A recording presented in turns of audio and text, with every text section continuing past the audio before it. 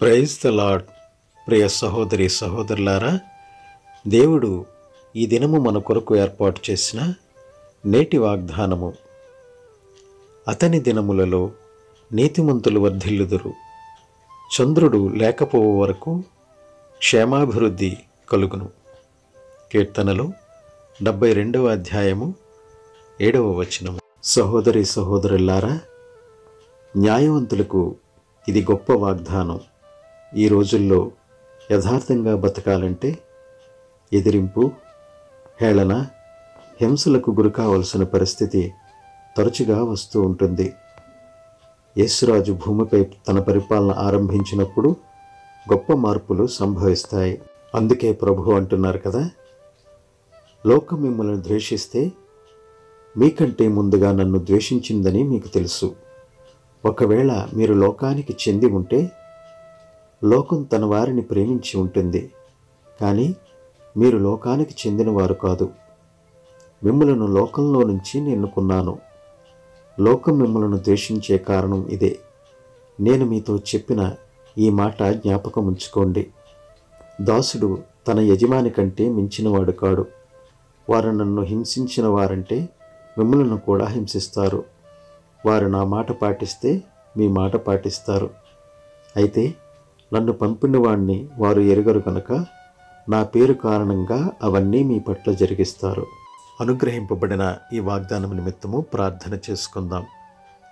మహాపరిశుద్ధుడా, మా ప్రియ పరలోకపు తండ్రి, నీవిచ్చిన ఈ విలువైన వాగ్దానమును బట్టి నీకు వేలాది స్తోత్రములు, వందనములు.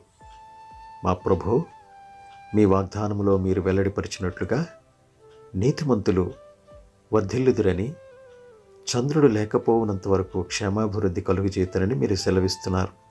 తండ్రి, ఆ దినములు నీవు వచ్చి గడియలు, ఆ దినములలో మీరు నీతిమంతులను వర్ధిల్లపు చేస్తారని మీరు సెలవిస్తున్నారు. తండ్రి, నీతియుక్తముగా ఎవరైతే నడుచుకుంటారో అటువంటి వారిని నీ రెక్కల మాటను మీరు దాచి క్షేమం దయచేస్తారని మీరు సెలవిస్తున్నారు. తండ్రి, నీ నామమును ఎరిగి అనేక అవమానాలు పొందిన వారున్నారు. అనేక మంది వారికున్న సమస్తమును పోగొట్టుకున్నవారు నీ గ్రంథంలో పొందుపరిచి ఉన్నారు. వారి యొక్క జీవితాలలో మీరు నూతన వెలుగును నింపి వారికి మరింత రెట్టింపైన ఆశీర్వాదాలతో మీరు నడిపించారు. అదేవిధంగా తండ్రి, మేము ఈ అంత్య దినాల్లో మేము ఉంటున్నాం. తండ్రి, అనేకమైన వ్యతిరేక భావాలతో కూడిన జనుల మధ్య మేము నివసిస్తున్నాం. మా ప్రభువా, మిమ్మలను ఎరిగిన మమ్ము తండ్రి వారు వేధిస్తారు, సాధిస్తారని మీరు సెలవిచ్చున్నారు. నన్ను వేధించిన వారు మిమ్మలను కూడా వేధిస్తారని మీరు సెలవిచ్చున్నారు. గనుక తండ్రి, మేము ఎటువంటి పరిస్థితులకైనను నీ ఆత్మీయ జీవితం నుంచి తొలగిపోకుండా నీతిమంతులుగా మేము దానిని ఎదుర్కొనగలిగే ప్రార్థనా శక్తిని మీరు మాకు దయచేయమని, ఈ వాక్యం వింటున్న ప్రతి ఒక్క బిడ్డను నీ యొక్క మాటలతో బలపరచమని, నీ కృపా సన్నిధి ఎల్లవేళలా మాపై ఉంచి నడిపించమని యేసు నామమున అడిగి వేడుకొంచున్నాం తండ్రి. ఆమెన్.